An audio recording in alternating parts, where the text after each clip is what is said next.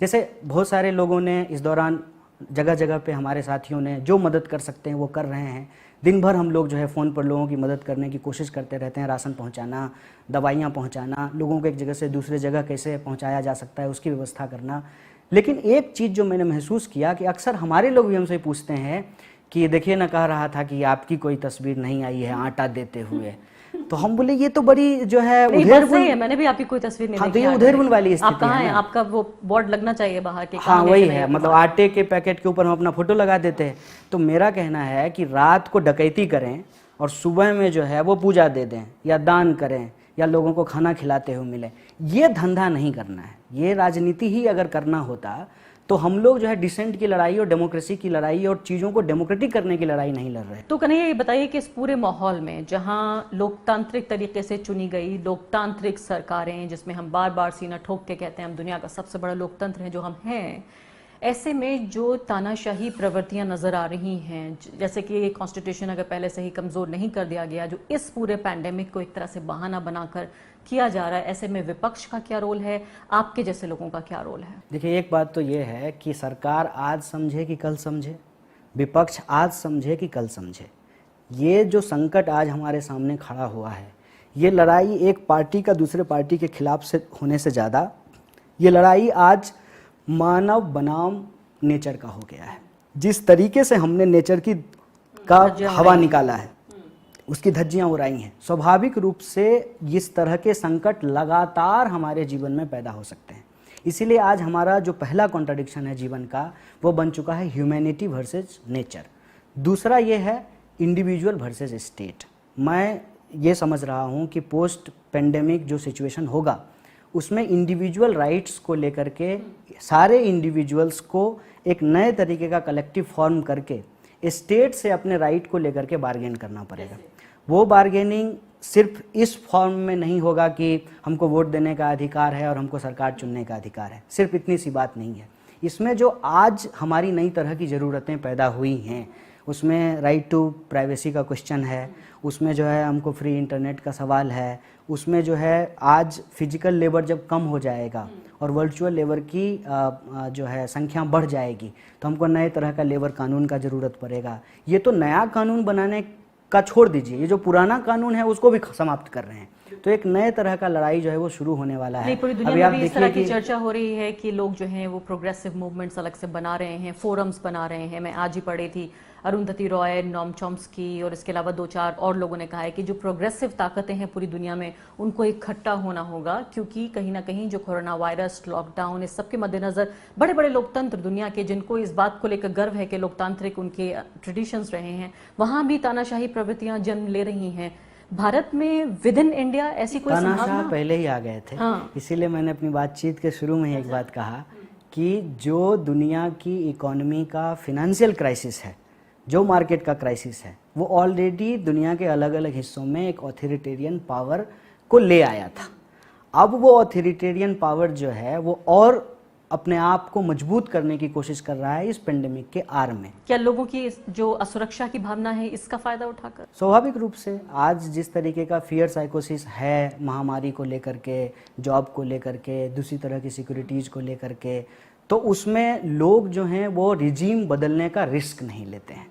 और आप देखेंगे कि जिस तरीके का आज हमारे देश में लोगों के पास इंटरनेट की एक्सेसिबिलिटी है, जो प्रोपेगेंडा का रोल है, तो उसमें आप देखेंगे कि जो अथॉरिटी के पक्ष में बात करने वाले लोग हैं उनका जो प्रोपेगेंडा का कैपेसिटी है वो ज़्यादा पावरफुल है। इसीलिए आप देखेंगे कि सरकार चाहे कुछ नहीं करे लेकिन सिर्फ आकर के कुछ घोषणा कर दे तो उसकी वाहवाही होनी शुरू होती है। मैं तो कहता हूं कि किसी दिन प्रधानमंत्री आ जाएं स्क्रीन पे और कुछ ना बोलें, 2 मिनट का मौन धारण करके चले जाएंगे, फिर भी शाम को पत्रकार ये कहेंगे वाह क्या बात किया है प्रधानमंत्री ने, वाह क्या बात। उनकी खामोशी की जबान को समझना चाहिए। खामोशी, उनके चेहरे को पढ़ते हैं आप। माने 20 लाख करोड़ और मंत्रियों की हालत ये है कि उनको ये तक नहीं पता है कि देश में 80 करोड़ परिवार नहीं है।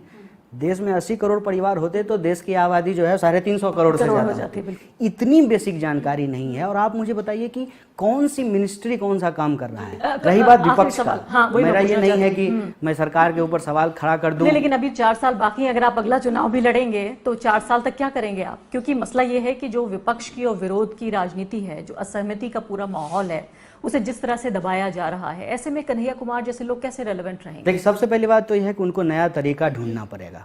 ये जो पुराना तरीका है, पुराना स्टाइल है कि जो है 2-3 हज़ार लोग जंतर मंतर पे जमा कर लिए, उसके बाद जो है सरकार पे एक दबाव बना, आपके जैसे जो कुछ चैनल हैं वहाँ पे न्यूज़ कवर हो गया। वैसे भी बहुत सारे जो लोग DNA करते हैं वहाँ तो न्यूज़ आती नहीं है, जिनका व्यूअरशिप ज़्यादा है। तो वहाँ भी जो है एक्टिविटी आप करते थे, लेकिन सरकार के पास पहुँच जाती थी, फिर थोड़ा सा जो है सरकार आगे, लोग पीछे, ये चलता रहता था। अब इस पूरा का पूरा तरीका जो है वो बदल जाएगा। लेकिन एक बात ध्यान में रखना पड़ेगा, जो बहुत, इसलिए हम कहते हैं कि हम लोग दो धारी तलवार पे जा कर के खड़े हो गए हैं। बदलना, ये पुराने तरीके काम नहीं करेंगे, नया तरीका हमको ढूंढना पड़ेगा। लेकिन नया तरीका सिर्फ ये नहीं हो सकता है कि आप ट्विटर ट्रेंड चला दें। जैसे मैं देखता हूँ कि किसी चीज़ को लेकर के justice for this, justice for that, वो ट्विटर ट्रेंड आप चला देते हैं, लेकिन जस्टिस उससे इंश्योर नहीं हो जाता है। अगर ऐसा होता तो मैं भी आज जो है ट्विटर ट्रेंड चला देता, भारत सोने की चिड़िया है, कल चला देता, जो है कोरोना महामारी भारत में ख़त्म हो गया। अगर ट्विटर ट्रेंड चलाने से कोई चीज़ लागू हो जाएगा तो इसको तोड़ने के लिए, लेकिन पीपल टू पीपल जो कांटेक्ट है इस वायरस ने, तो इसी को बहुत हद तक जो है कम कर देगा। ये मैं तो ये कहती हूँ कि अगले 2-3 साल तक भी एक जो विपक्ष की जो राजनीति रही, जिसमें लोगों को इकट्ठा करने का आप जिक्र कर रहे हैं, सोशल डिस्टेंसिंग की वजह से, वो आप तब भी नहीं कर पाएंगे, आप खुद नहीं कर पाएंगे। अगर सरकार ये कल को कह भी दे के लॉकडाउन खुल गया है, आप मिलिए आपस में जैसे बातचीत करना चाहते हैं, आप खुद भी नहीं कर पाएंगे। देखिए ये संकट है, ये हम मान रहे हैं कि आप कह रहे हैं वर्चुअल नहीं करना चाहिए, फिजिकल आप कर नहीं सकते? नहीं, वर्चुअल तो करना ही चाहिए, लेकिन वर्चुअल आखिरी चीज नहीं है। आखिरी चीज, जब तक आप फिजिकल कुछ नहीं कर तो पाएंगे, फिजिकल कर नहीं पाएंगे, उसके तरीके ढूंढने पड़ेंगे। उसका तरीका लोगों को इजाद करना पड़ेगा। उस नए तरीके पर गए बिना विपक्ष तो अपना रेलेवेंस को खो देगा। सत्ता का क्या है कि इमरजेंसी मान लीजिए घोषित कर दे, चुनाव ना भी हो तब तक जो है यही इंटरिम प्राइम मिनिस्टर के रूप में काम करते रहेंगे। बाकी मिनिस्टर तो वैसे भी काम नहीं करते हैं, उनकी ज़रूरत भी नहीं है, तो सरकार अपना चलता रहेगा, 1% सेंट्रल गवर्नमेंट। लेकिन जो लोगों के डेमोक्रेटिक राइट हैं वो कैसे वो एक्सेस करेंगे, उसका क्या तरीका होगा। बिजनेस और मार्केट ने उसको आज अडॉप्ट कर लिया है। जैसे जूम पर ज़्यादातर मीटिंग हो रही हैं, जूम पे जो लेकिन जूम पे लोकतंत्र तो नहीं चल सकता, लेकिन जूम पे प्रोटेस्ट कैसे होगा। हाँ। कुछ जगह पे जैसे हमारे यहाँ बिहार में, बेगूसराय में कई सारे मामलों को लेकर के लोग घर में ही एक दिन का उपवास करते थे और उसको जूम पर जो है ज्वाइन कर लेते थे। अगर शराब की पार्टी जूम पे लोग कर रहे हैं तो एक दिन का भूख हड़ताल भी जूम पे लोग कर रहे हैं। लेकिन ये जो हमारा पूरा का पूरा जो ऑनलाइन सिस्टम है, जो डिजिटल सिस्टम है, इस पर सरकार का ज़बरदस्त कंट्रोल है। ये हम लोगों को समझना बहुत ज़रूरी है।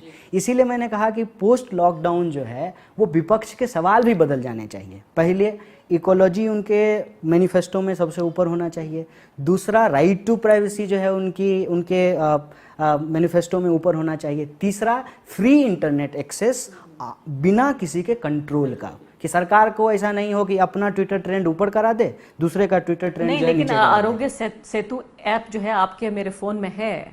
अभी आप ये बताइए कि इस ऐप के साथ कैसे आप ये इंश्योर करेंगे कि आपकी प्राइवेसी पे कोई हमला नहीं हो रहा है। जो लोग एनआरसी के खिलाफ मालूम है, कल ये ऐप पत्रकारों से लड़ रहा था, ट्विटर पर ऐप लड़ रहा था, मतलब इस तरह की हॉस्टाइल भाषा में वो बात कर रहा था पत्रकारों से। आप इसके पीछे कौन व्यक्ति है आप पता नहीं लगा सकते। ऐप का जो ट्विटर हैंडल था वो पत्रकारों से लड़ रहा था। मैं वही कह रहा हूँ कि अगर आज के ज़माने में विपक्ष अपने डिमांड को रीफॉर्मुलेट नहीं करेगा तो बहुत सारे ऐसे सवाल हैं जो इरेलीवेंट हो गए हैं और बहुत सारे नए सवाल रेलिवेंट होकर के पैदा हो चुके हैं।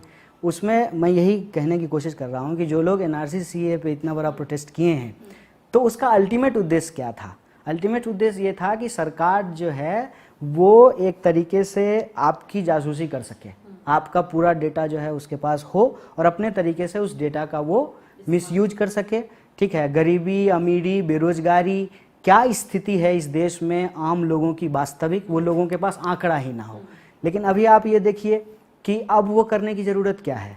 जब आरोग्य सेतु ऐप है तो वैसे ही हर किसी का सर्विलांस किया जा सकता है, उसकी कोई ज़रूरत नहीं है। चलिए, लेकिन आखिरी सवाल, बिल्कुल समय नहीं है, कि जो लोकतंत्र का भविष्य है भारत में, दुनिया के सबसे बड़े लोकतंत्र में, वो क्या है, बहुत संक्षेप में? देखिए, एक बात तो अभी जितने सारे रिसर्च आए हैं उस पर जो हम लोग समझ पा रहे हैं, दुनिया या तो थोड़ा एनार्किज्म की तरफ भी जा सकता है या फिर दुनिया डिजिटल डेमोक्रेसी की तरफ भी जा सकती है।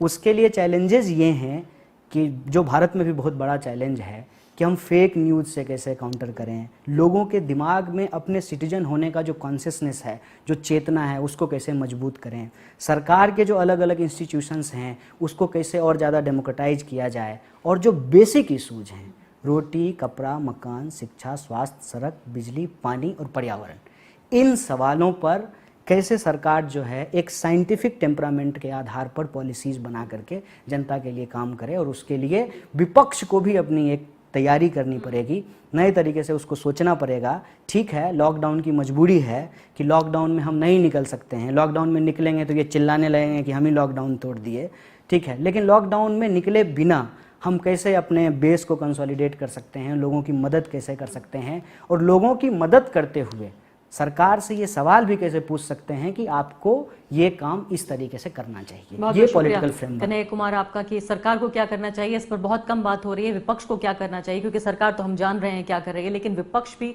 जिस तरह से लॉकडाउन में चली गई है पूरी तरीके से, ये जो है लॉकडाउन से जरूर उनको बढ़ना होगा। बहुत बहुत शुक्रिया आपका। द वायर के और वीडियोस देखने के लिए सब्सक्राइब करें और बेल आइकन पर क्लिक करें। स्वतंत्र पत्रकारिता की आर्थिक मदद करने के लिए डिस्क्रिप्शन में दिए गए लिंक पर जाएं और अपनी राशि चुनें।